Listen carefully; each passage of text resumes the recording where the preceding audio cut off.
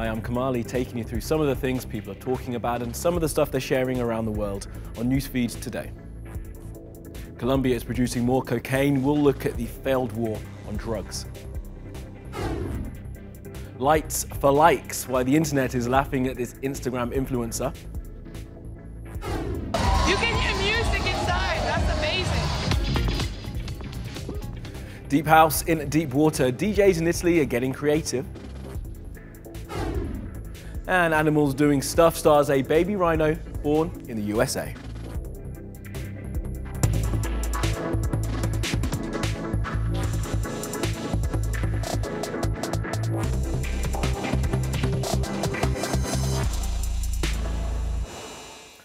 On top of our newsfeed, cocaine in Colombia. Now, decades of donations by the US government and a historic peace deal with rebels in the country have not brought about the end of the drug trade. Quite the opposite. Colombia is now producing more cocaine than it was at this time last year, and much of it goes to the United States. So what's to be done? Here's Akanksha. Imagine you were born in a poor family, in a poor country. And by the time you were 28 years old, you have so much money you can't even count it.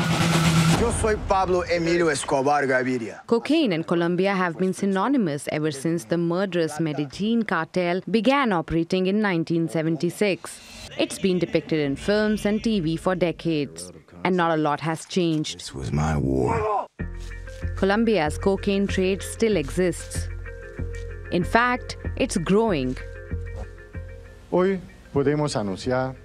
Today we can announce that at the end of 2017, Colombia had 171,000 hectares of coca, 25,000 hectares more than the previous year of 2016. It's the highest figure since the United Nations started monitoring coca cultivation in Colombia. Coca leaf is the base ingredient in the production of cocaine, and Colombia is the world's top cocaine producer. But the country's new president has promised to crack down on the drug trade. Our goal is that in the next 4 years, we will have concrete results. One could say that we could set goals hopefully ambitious enough that could at least eradicate more than 70% of what we have today. This would depend on how we're advancing with all the internal politics, but the decision here is to take on this full on. 92% of cocaine seized in US comes from Colombia. And over the past 15 years, the US government has given about $10 billion to Colombia to promote security as part of its war on drugs. Now President Donald Trump is threatening to cut back if Colombia doesn't stem the flow of cocaine into the US. The problem is that Colombia's cocaine production is closely tied to its armed rebel groups, which make billions of dollars exporting it overseas. In late 2016, the Colombian government signed a peace deal with the FARC guerrilla group, which was heavily involved in coca production. But instead of stopping the coca trade, the deal gave way to new armed groups which have been fighting over the lucrative growing regions and trafficking routes. The UN says Colombian farmers need more government support so that coca production isn't their only source of income. To substantially reduce illicit crops, Colombia requires a strategic balance between forced and voluntary eradication and an alternative support process. The Colombian government is also planning to bring back an old tactic with a modern twist. Drones will be used to spray herbicide on the coca crops. The method was dropped a few years back because the chemicals were causing cancer. But with the new report, will the health of Colombian farmers be less important than fighting America's war on drugs?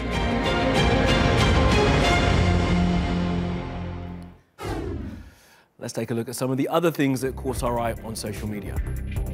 Now, the shoes you're looking at have caused all kinds of comments online. Can you guess why? Well, they are $530, have a bit of tape across the toe, described as hold-together tape, and they look like the trainers your mum would tell you to throw out. Now, some people have called them offensive and distasteful. You can come up with your own adjective to describe them.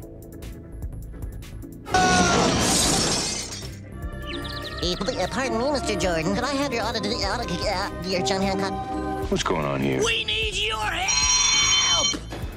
Now, It's a movie about basketball with cartoon characters, and some of it is in outer space. Space Jam is loved by many, and now it's getting a long overdue sequel, and LeBron James will replace Michael Jordan. It will be produced by Ryan Coogler, who directed Black Panther, and is due to start filming in 2019. Thankfully, that's during the off-season, so King James will be able to take part. And this picture of a travel blogger doing her thing on a flight from Hong Kong to Rome has resulted in the necessary Twitter dragging. Harry Mao Lee decided to take fairy lights with her to decorate her business class seat. Why is a good question. Not surprisingly, people mocked her for it. Someone also pointed out that the picture is so contrived, she's actually sitting the wrong way round. But a look through her Instagram shows that she likes those lights. Here she is draped in them while overlooking a bay in Italy.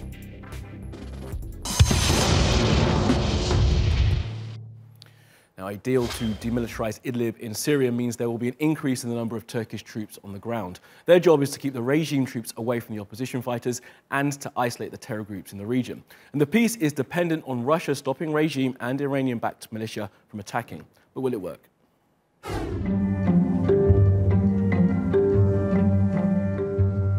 Obviously, we've all seen the signature of the DMZ deal, the demilitarized zone deal between the Russians and the Turks. It's unclear how this will be implemented yet. It's very new, but there are several scenarios that are possible.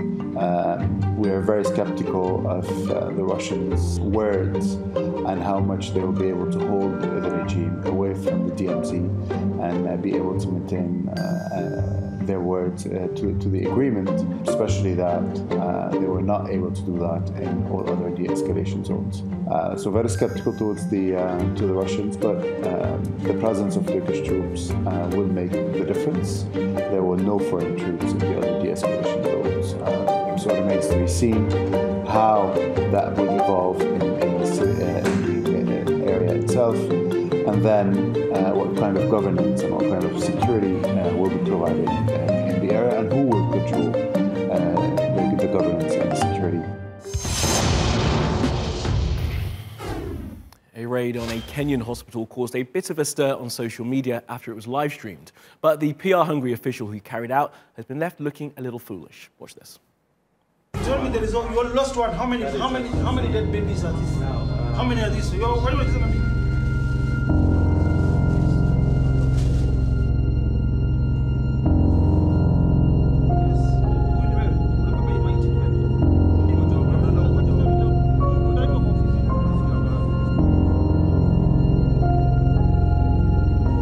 Infants that were reported to have been discovered at the hospital are not actually discovered, but that is the holding room that the hospital uses to keep the bodies as they wait to ferry them to the city mortuary.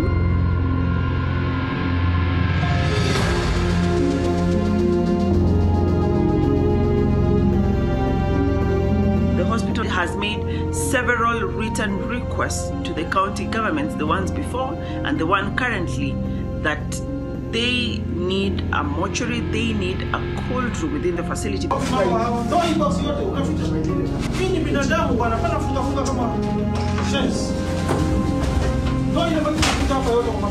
So when the governor came and said they discovered the bodies, yet his administration has time and again been told that there is a problem and they need to provide a cold room or a mortuary, then that was a bit hypocritical of the county administration.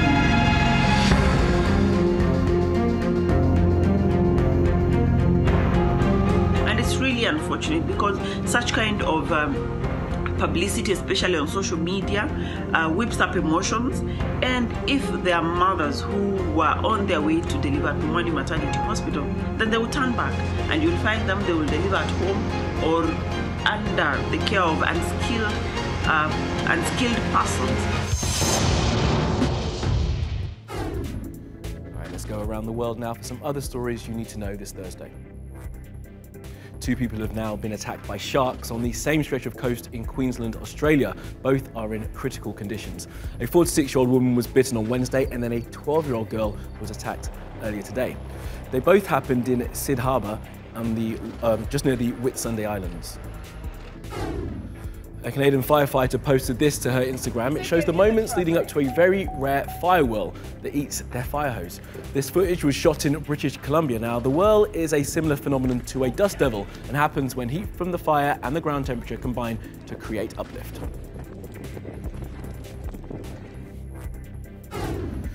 And this is video on board a Jet Airways flight in India. Now, the crew screwed up and forgot to properly regulate the cabin pressure, leading to passengers bleeding from their ears and noses. The flight had to return to origin, but all souls on board are now well. The world's bicycle land speed record has been broken by a 45-year-old American woman by the name of Denise Muller-Kodanek. The Mother 3 did it in Utah on the Bonneville Salt Flats and reached an average speed of 183 miles per hour, which is the same speed that a jet uses to take off.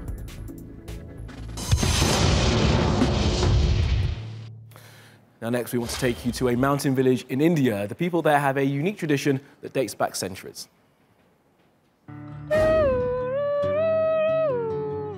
These aren't just made-up melodies. The 700 residents of the northeastern Indian village of Kongthong each have a name in the form of a song. It's known as the Whistling Village of India, and the practice may be unique to the Khasi people here. The names are composed by their families at birth. The song I will sing now belongs to my daughter Solidarity. We sing it in the fields. Villagers say the tradition dates back at least 4 centuries. It's meant to express a mother's love for her child. Each name has 2 versions, a short one and a long one.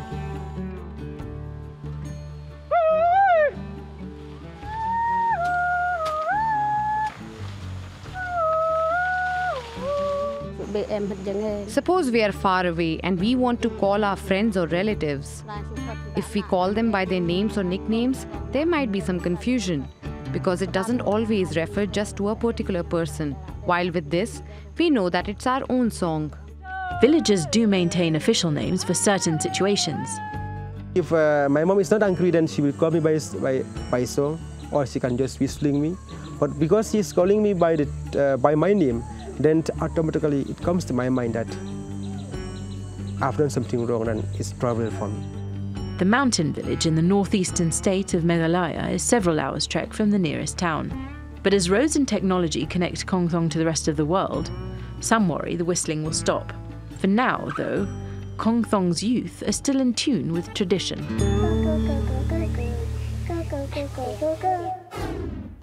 Now, some people have partied underwater in Italy, and it looks like it could be fun. If you like diving and dance music, then this is for you. You can hear music inside. That's amazing. Down, down.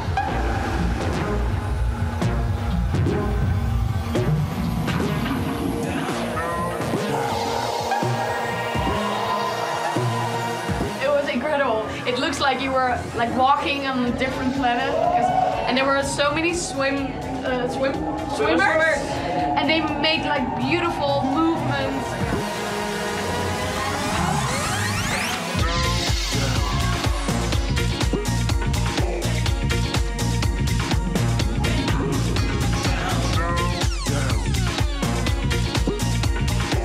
I was a bit scared. I was like, can I breathe there? You know, do I need to bring anything? But it was amazing. Wow, that is so much fun. All right, and Animals Doing Stuff today brings you a little rhino that was born in the United States. This eastern black rhino is a girl and was born at Ohio Zoo. Now, it doesn't yet have a name, and the zoo have asked the internet for suggestions, so Rhino McRhinoface will be the likely winner. There's also a live stream on the website, so you can watch the little thing 24 hours a day if you want to.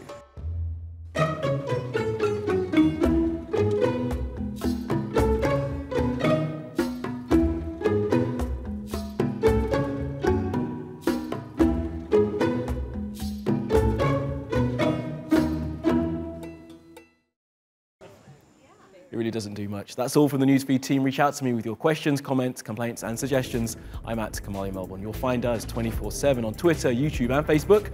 Follow, subscribe and add. See you again tomorrow.